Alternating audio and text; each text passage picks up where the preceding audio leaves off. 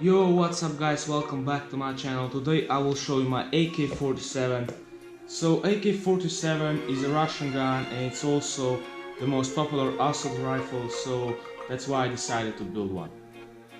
So this one is made out of cardboard and paper and I used super glue to make it harder. So it's pretty solid and it weighs about a pound.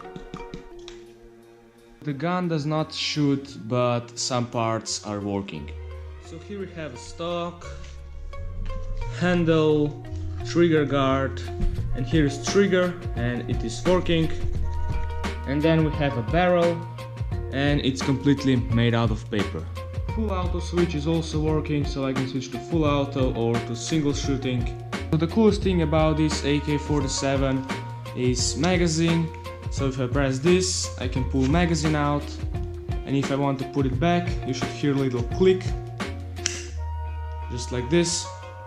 So this is it when it comes to my AK-47. If you want to see my Mossberg 500 or Glock 18C, there will be a link in the description. And of course guys, don't forget to like this video and subscribe to my channel. See ya!